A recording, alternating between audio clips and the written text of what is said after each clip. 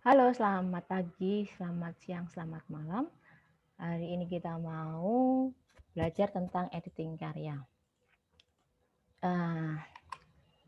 Jadi editing adalah proses perbaikan, koreksi, dan pengayaan naskah.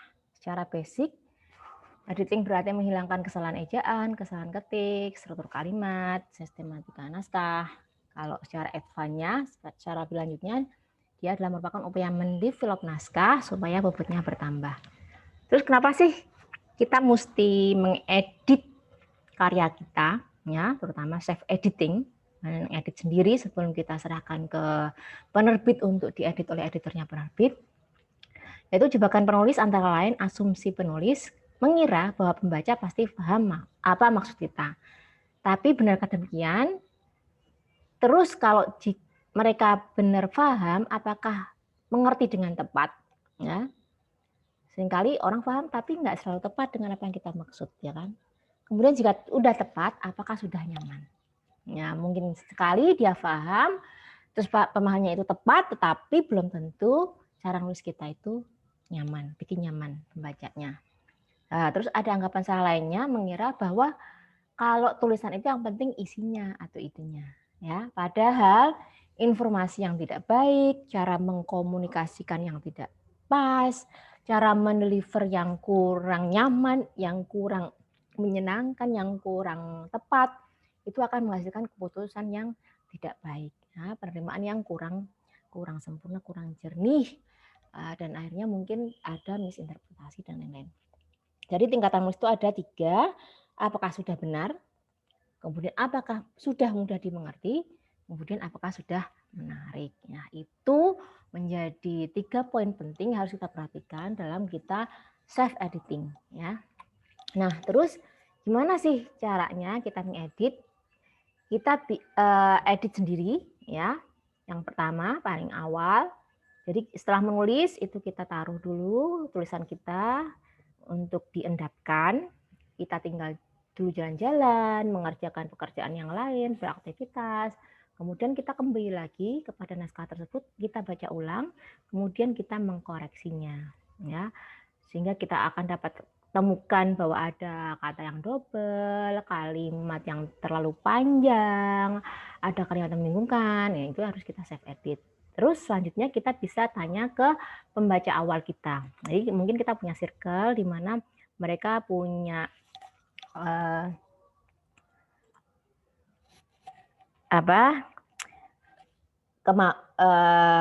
kesediaan untuk membaca naskah kita, kemudian mengedit naskah kita, memberikan masukan-masukan.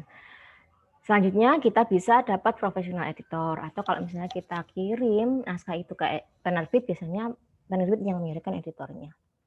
Nah, langkah-langkahnya yang tadi aku bilang, take a break, ya. Jadi taruh naskah itu dulu, jangan sentuh. Jadi pertama kali kita harus menyelesaikan naskah itu first draft, ya. First draft Isak apanya. Jadi draft itu pertama itu pasti jelek, nggak usah takut.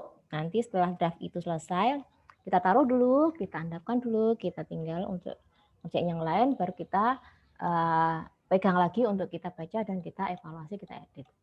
Kemudian write up list quiz. Nah, jadi kita bikin list pertanyaan-pertanyaan, ya. Terus organize your editing process. Jadi proses editnya itu kita manage, ya, kita kelola. Tuh. Kemudian bikin schedule. Supaya kita nyetornya ke penerbit itu nggak sampai lewat deadline. Jadi misalnya kita udah tahu deadline penerbit paling akhir tuh akhir bulan ini. Nah, maka minimal tengah bulan ini itu seenggaknya kita udah selesai save edit. Terus setelahnya kita kirim, jangan sampai ke tanggal deadline. Kemudian know your overuse catchwords and phrases and other quick. Jadi kita mesti tahu, kita lihat kata-kata yang belibet, frasa-frasa yang tidak memahamkan pembaca, keanehan-keanehan lainnya kita harus perhatikan. Terus edit for clarity and concision. Jadi kita edit supaya lebih jernih tulisannya, kemudian lebih concise, konsisten, ya. Make multiple passes when you edit. Jadi lakukan beberapa fase ketika kita mengedit. Misalnya nih kayak Bu N Hadini itu misalnya satu bab berisi 20 halaman, Dia edit awal, dia mungkin buang 4 halaman. Terus habis itu dia baca ulang, ada lagi yang dia buang, dia perbaiki sampai nanti dia dapatkan draft naskah yang terbaik menurut dia. Itu sampai beberapa kali self editing itu. Emang harus sabar ya. Get peer and professional writing feedback. Jadi dapatkan teman-teman sejawat ya, setara atau profesional yang bisa memberikan masukan kepada kita. Oh ini kayaknya kurang enak deh gitu. Jadi kita nanti bisa perbaiki. Nah, ini checklistnya. Develop a thick skin, ya, or at least to pretend to is not easy, but we writers need to listen to our editors, even if that means listening to ourselves. Jadi bikin kulit yang thick gitu. Jadi istilahnya kalau tulisan itu mesti enggak dangkal ya, dia harus ada punya kedalaman, punya keluasan, punya detail, terus dia juga rapih ya, konsisten gitu, punya kejernihan. Itu kita mesti bentuk, kita mesti ciptakan, kita mesti kembangkan terus. Avoid truth clearing. Jadi kalau kata itu terlalu panjang sehingga bikin orang terengah-engah, kesulitan bacanya, itu mesti kita perbaiki gitu ya. Jadi kita bagi, misalnya kalimat itu terlalu panjang, kita bagi menjadi beberapa kalimat gitu. Terus choose normal word over the abjad. Seringkali orang kadang-kadang tergoda untuk bikin kata yang indah, berbunga-bunga. Padahal sebenarnya kalau kita pakai kata yang lebih normal, istilahnya nggak terlalu berbunga-bunga yang berlebihan, itu mungkin akan lebih pas, lebih tepat. Jadi emang kalau menggunakan kata itu harus lihat konteksnya juga. Omit needless word. Jadi kata-kata yang tidak digunakan, yang terlalu mubazir kita harus buang. Avoid subtle redundancies. Nah, kalau kita ada kalimat yang kita ulang, ada kata yang kita ulang, ketika kita save edit, perulangan kata itu kita cari sinonimnya supaya tidak ada kata yang berulang dalam satu kalimat atau kalimat yang berdekatan. Kemudian avoid the words up and down.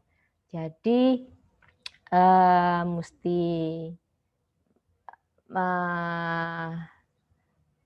avoid, menghindar dari kata up and down ya, kecuali sangat diperlukan gitu. Jadi pintar-pintarlah memilih kata supaya terasa enak gitu. Usually delete the word that. Nah, kalau misalnya terlalu ada banyak kata adalah, merupakan gitu ya.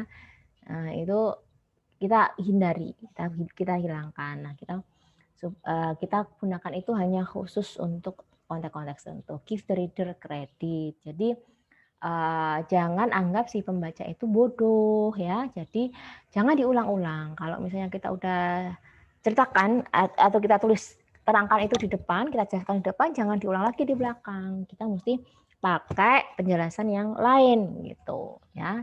Jadi kalau kita nulisnya itu seolah-olah membaca bodoh, pembaca pasti akan bosan ya, akan ya gini doang atau lah itu kan tadi udah dibilang, ngapain ditulis lagi gitu.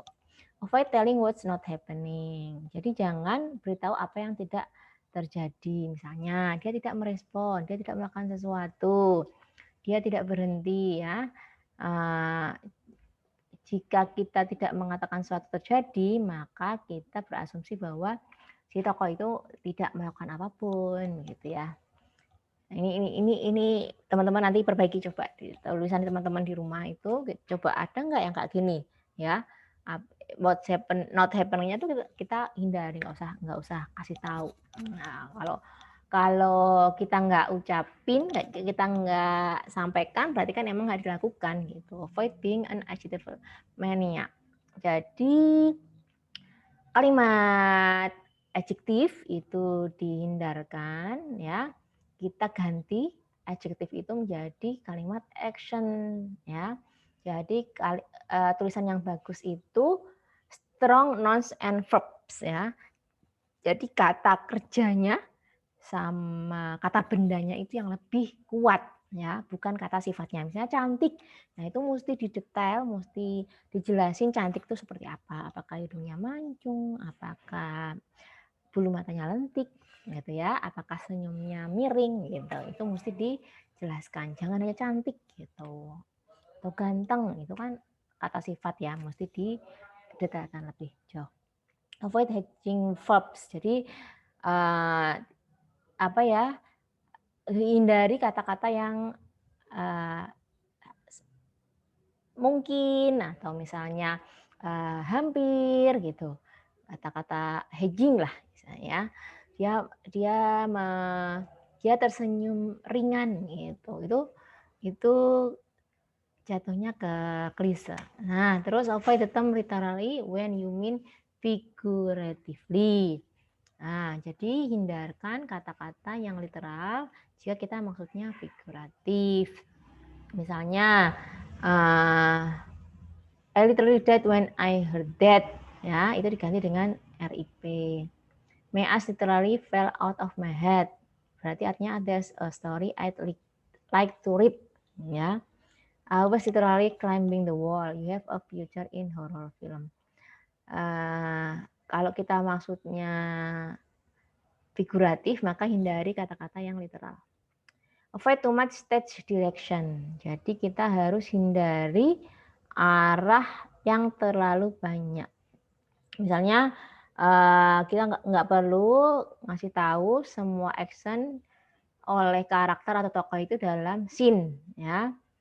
Apa yang dilakukan dengan tangan mereka dan lain-lain itu nggak harus semua actionnya. Jadi pilih aja action yang paling menonjol, yang paling signifikan dalam scene atau adegan tersebut. Terus maintain a single point of view for every scene. Jadi kalau misalnya kita udah milih sudut pandang nih, maka sudut pandang itu yang harus kita pakai di setiap tempat. Misalnya kalau awalnya kita pakai sudut pandang pertama, ya jangan di paragraf berikutnya kita sudut pandang orang ketiga, namanya nggak konsisten ya. Kemudian hindari klise. Jadi situasi yang klise, kata-kata yang klise, frase yang klise itu dihindari. Makanya teman-teman harus banyak baca berbagai bacaan yang itu bisa menambah kekayaan kosakata kita, yang itu bisa melumasi otak dan mesin berpikir kita, sehingga ketika otak dan mesin berpikir itu melakukan kalimat, dia mengeluarkan kalimat-kalimat yang berbeda dari kalimat-kalimat yang sebelumnya. Dia nggak membiung, nggak ngulang, nggak klise. Ya, harus perbanyak berkendaraan dengan konteks, dengan pengalaman, dengan melakukan banyak hal, sehingga kita punya bukan saja perbendaraan kata, tapi juga perbendaraan scene adegan yang kita lihat, perbendaraan kontemplasi, perbendaraan ide, perbendaraan pikiran, gitu ya, perbendaraan percakapan-percakapan. Nah, terus resist the urge to explain. Misalnya, Marian found the table, George, you going to drive me crazy. She said, you can do it. George said. Jadi, bertahan dari keinginan untuk menjelaskan, ya.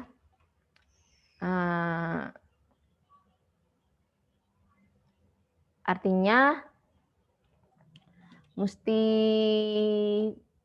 tahan diri lah kalau misalnya kita mau menjelaskan terlalu detail gitu, mungkin kita bagi sedikit, ya kan, terus biarkan si pembacanya itu berimajinasi lebih jauh. So don't tell. Nah, ini penting yang sering disampaikan. Jadi kita sampaikan cerita itu lewat adegan-adegan, jangan memberitahu, jangan terlalu banyak tell. Kadang-kadang kita tell tapi show-nya itu lebih banyak, lebih bagus, ya. Terus avoid mannerism of attribution, ya. Jadi hindari atribusi manner. People say things they don't which gasp, save, laugh, groan, snort, reply, retort, exclaim, or declare them. John dropped onto the couch. I'm beat. Not. John was exhausted. He dropped onto the couch and exclaimed tightly, I'm beat. I hate you, Jill said, narrowing her eyes. Ya, jadi bukan I hate you, Jill blurted very seriously. Sometimes people whisper or shout or mumble, but let your choice of words imply whether they are grumbling. If it's important that they shift or laugh, separate the action from the dialogue. Jim shift. I just can't take anymore, he said. Usually you can even drop the attribution he said if you have described his action first. We know who's speaking. Nah, jadi atribusinya itu hindari untuk diulang-ulang terus gitu ya. Jadi misalnya ini contohnya John exhausted, he dropped onto the couch and extremely tired and bed. Nah, jadi ini disingkat aja jadi John drop onto the couch and bed. Udah tahu kalau yang jatuh ke menjatuhkan diri ke sofa itu si John. Jadi nggak perlu kita ulang ada he-nya lagi ya di sini. Jadi langsung John drop onto the couch and bed. Terus misalnya I hate you. Nah, Jill put it furiously. Ini kita ganti dengan I hate you, Jill said, narrowing her eyes. Dia menyempitkan matanya. Ya, jadi atribusi manner ini kita mesti hindari. Mesti memang banyak baca buku yang berkualitas, yang bagus, supaya kita bisa secara bawah sadar itu memahami, menikmati, kemudian menyadari kalimat-kalimat yang bagus itu seperti apa. Nah, itu akan terbawa ketika kita juga menciptakan kalimat-kalimat dan tulisan-tulisan. Kemudian specific othering of truth. Nah, ini di fiksi ya, tambahin lingkaran kebenaran. Jadi kalau di fiksi itu kan kadang-kadang kita bikin kayak rekaan ya, situasi rekaan, dunia rekaan. Nah, tapi tambahkan istilahnya sisi-sisi kebenarannya tuh seperti apa. Jadi kita nggak lewat dari lingkaran yang udah kita bikin itu. Avoid familiar karakter name. Nah, nama-nama ini kita harus hindari nama yang sama. Saya Dinda sama Dita. Nah, itu Adi sama Di kan. Nah, itu bisa hindari misalnya Dinda sama Sita gitu. Terus avoid mannerism of punctuation, type style and size. Use did doesn't make a character any more dramatically expert than use did. Ya. Jadi kalau kita pakai punctuation, pakai type style, pakai size, huruf gede gini toh, punctuation ada huruf titik-titik, terus itu sebenarnya tuh enggak bikin lebih dramatikal daripada dia nulisnya biasa aja gitu ya. Jadi nulisnya ini jangan terlalu hindari yang kayak gini. Nulis gini sama nulis ini sama sebenarnya sama aja. Nah, sekarang kita organize, kita manage dokumen kita. Misalnya kita nulisnya tadi dari satu karya itu kita edit, otomatis kita mesti edit ada revisi kedua, revisi ketiga. Nah, itu kita harus kasih tanggal, kita kasih nama supaya kita enggak keliru-keliru. Kemudian organize all reference sources. Jadi kita misalnya ada referensinya, kita harus manage supaya referensinya itu terdokumentasi dengan baik sehingga ketika kita butuh kita enggak kerepotan karena udah dokumentasi dengan bagus. Organize your actual editing process ya. Jadi tadi itu misalnya editnya udah sampai ke berapa, itu kita bisa trace lagi. Misalnya, oh aku yang kemarin mau aku hapus itu sebenarnya aku kayaknya rasa penting deh. Nah itu kita bisa balik lagi untuk ambil supaya bisa kita gunakan. Nah, edit struktur itu bisa edit di pacing-nya. Pacing itu apa sih? Pacing itu adalah jeda di dalam sebuah tulisan, kecepatan ya. Jadi misalnya kalau misalnya kita menyampaikan pesan itu lewat adegan, itu biasanya dia lebih tamban-tamban gitu. Artinya enggak terlalu cepat dibandingkan kalau misalnya kita pakai tel. Nah, jadi sebagai contoh, apakah naratif itu selalu membawa ke depan, ya? Apakah bagian dari story itu membuat si pembacanya akan bosan karena itu terlalu kelamaan?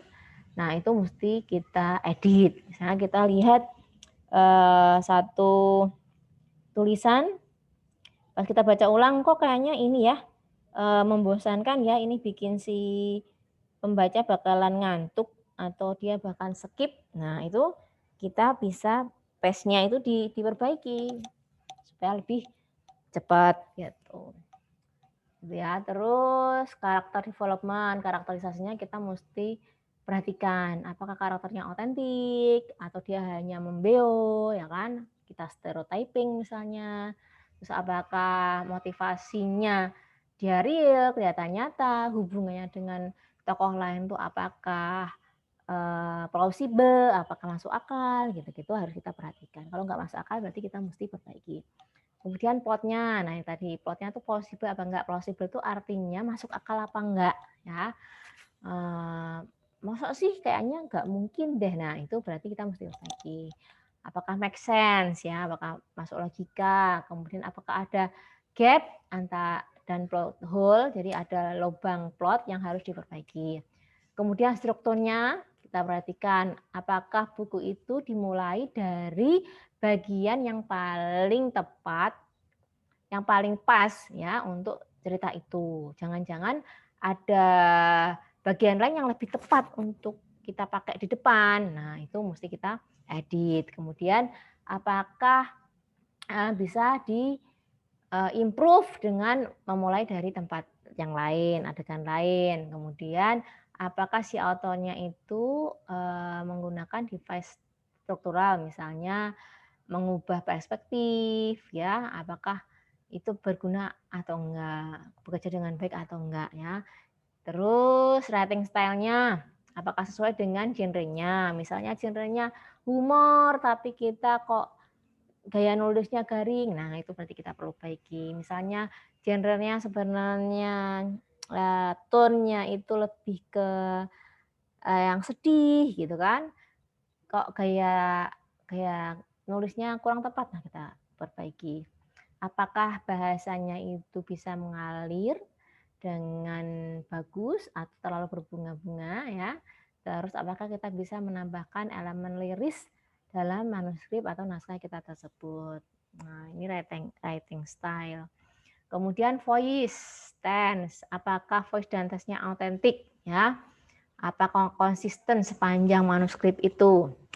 Jadi kalau misalnya kita ada flashback misalnya ya, ada bagian yang kita ceritakan sekarang, tapi juga ada bagian yang kita ceritakan di peristiwa yang sebelumnya, yang lalu. Nah, itu juga mesti kita perhatikan supaya apa jegrek-jegreknya itu, perpindahannya itu bisa smooth. Kemudian settingnya ya, apakah cukup setting scene-nya adegan itu, apakah membangun dunia bagi pembaca dalam cerita supaya mereka menikmati, merasakan ada dalam dunia rekaan kita itu. Nah, ini kita mesti edit.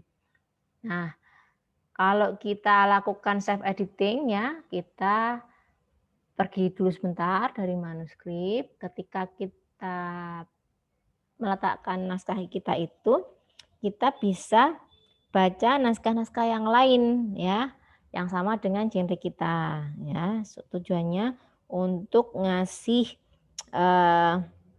ini oli. Jadi kalau waktu kita nulis itu sebenarnya kan kita mengeluarkan energi, mengeluarkan pikiran ya, bahkan juga ini soul. Nah, itu kalau kita gunakan untuk menulis seperti sumur yang kita timba, lama-lama kan dia kan asat ya, berkurang airnya. Nah, untuk supaya kita ada lagi airnya, nah itu kita mesti nimba dari sumur orang lain gitu. Caranya kalau kita pakai HP, kita pakai terus, dia lama-lama kan drop HP-nya. Nah, itu kita mesti cas. Nah, cas ini nanti akan penting ketika kita akan mengedit. Kemudian mungkin kita perlu baca dalam format yang berbeda tentang bagaimana kita menulis. Jadi misalnya kita nulis apa ya, memoir misalnya. Memoir itu kadang-kadang kan gabungan antara gaya bercerita yang storytelling dan gaya yang non fiksi. Nah, itu kita mungkin bisa perhatikan bahwa ada format-format yang berbeda yang mungkin akan lebih pas untuk tulisan kita tuh. Kemudian membaca tulisan kita yang edit itu sebagai seorang pembaca, bukan seorang penulis. Jadi ketika kita menemukan sesuatu yang perlu dibuang, itu kita nggak merasa eman-eman ya. Kalau kita sebagai penulis kan kita merasa eman-eman, loh aku nulisnya ini aja lama gitu. Aku kalau mau buang ini eman-eman. Tapi kalau sebagai pembaca, kita membacanya itu kita ngerasa bahwa oh ini tuh mubazir, ini tuh ngulang-ngulang aja, buang-buang gitu ya. Your darling katanya. Terus make atau do list. Jadi kita bikin list apa yang harus kita kerjakan. Nah, terus cek apakah sudah benar, apakah sudah mudah dimengerti, apakah sudah menarik. Nah, terus ini ada pedoman umum ejaan bahasa Indonesia tentang pemakaian huruf, penulisan kata, pemakaian tanda baca, penulisan unsur serapan ya.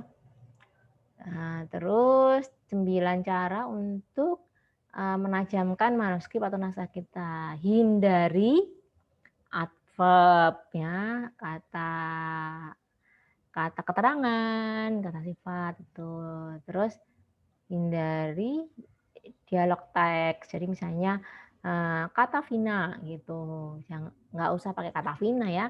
Langsung aja misalnya nih sini itu Vina memanggilku dari balik pintu gitu. Nggak usah kata Vina gitu, nggak usah. Langsung Vina terus adegannya yang dilakukan waktu dia mengucapkan kalimat atau dialog tersebut. Terus everyday action itu nggak perlu ditulis, buang aja. Misalnya hari ini dia bangun pagi terus mandi. Nah itu semua orang melakukan, nggak usah ditulis. Excess description, jadi deskripsi yang terlalu berlebihan. Info dumps yang berlebihan, nggak perlu. Kalimat yang terlalu panjang, paragraf terlalu panjang. Terus passive voice, kalimat yang berbentuk pasif itu diganti dalam kalimat aktif aja. Tujuannya supaya mendorong tulisan itu maju. Kemudian redundant words and phrases, kalimat-kalimat yang berulang nggak usah ya. Bad words and phrases, jadi kata dan frase yang sangat kita sukai dan kita sayangi tapi itu sudah tidak berguna, buang aja. Nah, kata cantik, baik, dekat, tipis itu adverb ya. Jadi harus kita lebih detailkan cantiknya seperti apa. Sekarang teman-teman coba boleh pilih ya dari 4 ini, apakah cantik, apa baik, atau dekat, atau tipis. Teman-teman coba tulis dengan kreativitas teman-teman dalam kata yang bukan adverb, ya, yang menggambarkan adegan yang lebih detail. Oke, udah. Nah, terus ini tadi dialog taks ya. Apakah ini penting pakai dialog taks itu ya, keterangan dialog. Nah, ini tadi everyday action harus kita buang aja. Deskripsi yang terlalu banyak ya, bazir, buang. Informasi sampah nggak usah.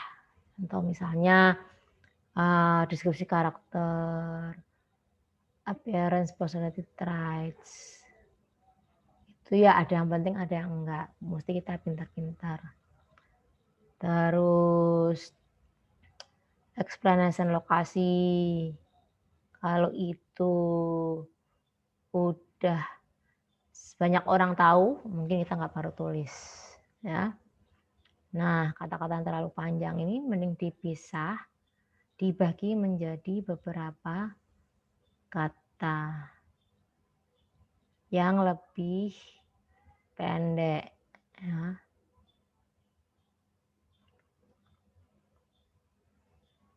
Jadi bedakan antara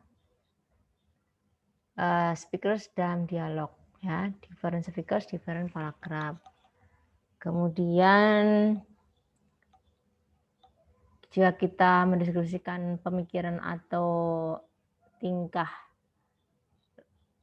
si karakter, kemudian berpindah ke karakter yang lain, maka kita pakai paragraf baru. Terus paragraf baru yang kita gunakan untuk efek yang lebih besar, ya, ketika kita ingin menyampaikan suatu image tertentu, fakta tertentu, kalimat tertentu yang kita ingin sampaikan kepada pembaca, ya. Jadi mesti kita perhatikan, jangan terlalu panjang. Nah, ubah jadi kalimat aktif. Kemudian nih, kata-kata very, really, just, almost, quite, suddenly, completely, definitely, maybe, perhaps, ya. Sangat, jarang, kadang, hampir, ya. Tiba-tiba, sesungguhnya, ya, mungkin, itu dibuang aja. Nah, ini kata-kata yang kita sukai, buang aja. Nah, terus berikutnya apakah sudah menarik. Nah, kita perlu memperhatikan visual bangunan tulisan. Jadi kalau misalnya kita benar memperhatikan bangunan visual bangunan tulisan ini, maka akan menambah nilai tambah. Si pembaca akan merasa terhibur, ya, akan merasa tertarik tulisan tersebut. Kemudian perhatikan judul lead dan penutupnya. Pembuka dan penutupnya itu kita harus perhatiin. Biasanya pembuka dan penutup itu kayak bertangkup gitu. Kalau dalam naskah novel misalnya di bagian depan dan belakang itu si tokohnya bisa berada dalam situasi yang sama, ya, tempat yang sama, tetapi karakternya si tokoh ini udah berbeda karena dia mengalami gesekan-gesekan selama perjalanan novel itu. Nah, terus kita bisa pakai quote kayak terkenal buat meng-attract pembaca. Terus kita perhatikan pemanfaatan alat-alat bahasa. Nah, ini yang lebih lengkap, ya, peduli visual bangunan bahasa. Misal untuk blog, paragraf pendek, ya. Apalagi untuk generasi Y yang maunya cepat dan instan. Terus ada subjudul, ada fotonya. Nah, terus nih judul dan lead, ya, itu bisa langsung terlihat. Oh, ini untuk blog misalnya. Judul baiknya menggunakan huruf kapital di awal kata saja, jangan kapital semua. Terus untuk development karakter, motivasinya kita perhatikan apakah tujuan dan motivasi si protagonisnya ini jelas, ya. Kalau nggak jelas, si pembacanya juga males, ngapain nggak jelas motivasi dan tujuannya tuh, gitu. Atau kurang kuat misalnya. Terus karakternya apakah otentik, apakah dia punya three dimension, maksudnya si pembacanya tuh bisa membayangkan tokohnya ini secara fisik, secara psikologis, secara keseluruhan kehidupannya, gitu ya. Kemudian apakah karakter itu proaktif untuk mencapai tujuannya. Jadi kalau si karakternya ini malas-malasan aja, mager gitu ya, pembacanya nggak bakal antusias ngikutin, ya. Kemudian apakah hubungan antara karakter itu dibangun dengan baik dan bisa dipercaya, meyakinkan, gitu ya. Kemudian apakah voice karakter itu berbeda dari satu yang lain, ya. Kemudian apakah dia konsisten dari depan sampai belakang. Terus plot dan pacing-nya, ya. Apakah stakes, artinya taruhannya itu cukup tinggi untuk mendorong tensi dari cerita sehingga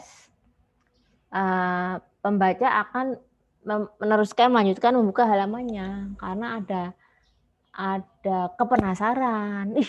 Ini tuh nanti dia bakal mati nggak ya, gitu, karena taruhannya tinggi.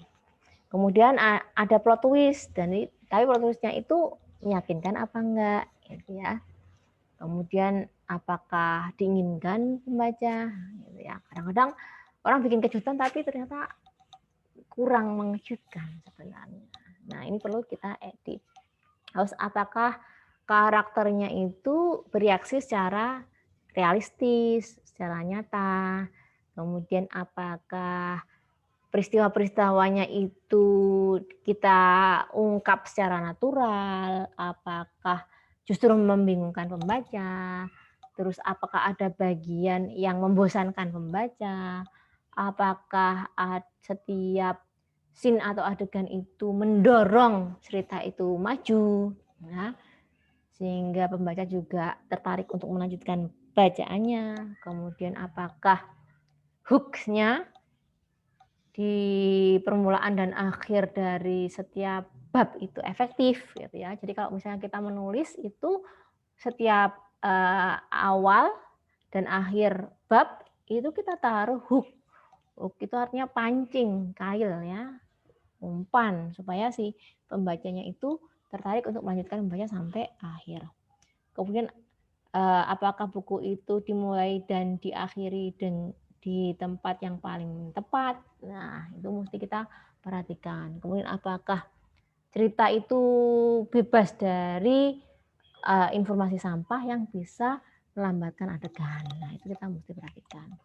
Nah, tentang settingnya, apakah si pembaca itu tahu, ya kita sediakan lokasi dan tempat yang jelas, gitu kan, bukan di awang-awang, ya kan, harus ada settingnya, kemudian setting waktunya, kemudian sense of time passingnya, bagaimana waktu itu berlalu, ya, itu mesti jelas semuanya. Jadi misalnya ada tokoh, misalnya dia dari kota A dan kota B, tapi kita menggambarkannya pada pakai kendaraan biasa harusnya 1 jam gitu, dia tiba-tiba bisa datang dalam 5 menit, itu kan namanya tidak believable ya, tidak make sense. Kemudian apakah bagian-bagian di dalamnya itu cukup untuk mendiskusikan setting. Nah, ini untuk voice-nya. Jadi apakah voice-nya itu tepat bagi genre tersebut dan target audiens. Jadi misalnya kalau cerita untuk anak-anak, ya gaya bahasa yang kita sampaikan juga harus sesuai dengan usia mereka. Jangan sampai targetnya anak-anak tapi nulisnya kita dewasa, itu enggak tepat ya. Kemudian apakah point of view-nya itu tepat dan efektif agar si cerita ini bisa tersampaikan dengan baik ya. Kadang-kadang kalau misalnya kita tadinya mau pakai point of view orang ketiga, tapi pas kita baca ulang lagi, oh ini kayaknya kalau aku ubah point of view-nya menjadi point of view orang pertama, kayaknya bakalan lebih tepat dan lebih efektif deh. Nah, itu berarti pas ngedit itu kita rubah ya. Terus apakah voice-nya dan tone-nya itu konsisten sepanjang manuskrip, kita juga mesti perhatikan. Jangan sampai di awal dia gaya ngomongnya begini, si tokohnya pas di tengah dia gaya ngomongnya berbeda ya, kecuali itu emang ada tujuannya. Kemudian apakah voice-nya itu fresh dan engaging, dia seger, artinya nggak ngulang, nggak klise. Kemudian dia memikat pembaca untuk mengikuti cerita tersebut. Nah, ini closing-nya kita harus sadari betul betapa pentingnya kejelasan, kejernihan dalam berbahasa agar tidak membuat pembaca bingung dan bahkan bisa bikin jengkel. Terima kasih. Berikutnya teman-teman bisa tanya-tanya lebih lanjut ya, atau datang ke sosmed saya untuk bertanya-tanya. Thank you.